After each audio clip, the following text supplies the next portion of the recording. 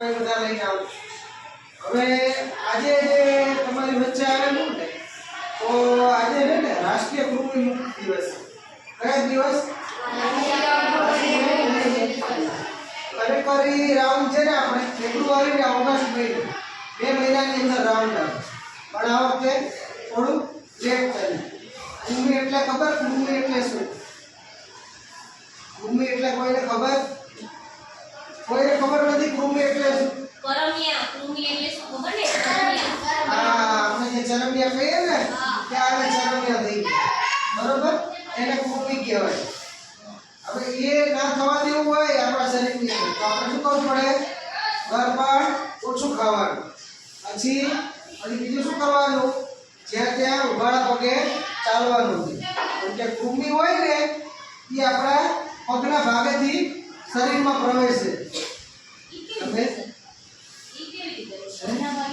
હા, પગના ભાગેથી. ના, એ પેટમાં ખરાબી હોય એનાથી તો થાય જ ને. બરોબર? પણ આપણે જ્યાં ત્યાં ગંદી જગ્યા હોય, સ્વચ્છ જગ્યા ના હોય, બરોબર, તો ત્યાં તમે ચાલો તો એ આપણા શરીરની અંદર પગમાંથી પ્રવેશે.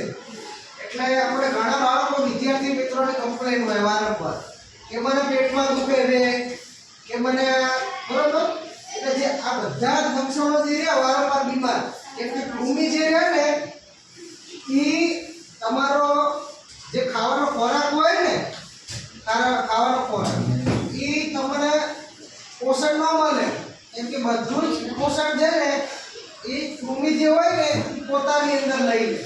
એટલે તમારે શરીરની અંદર ના લોહી બનવા દે કે ના તમારો જે શારીરિક તમારી ઉંમર પ્રમાણેનો વિકાસ જે થવાનો હોય ને એ થવા ન દે. બરોબર?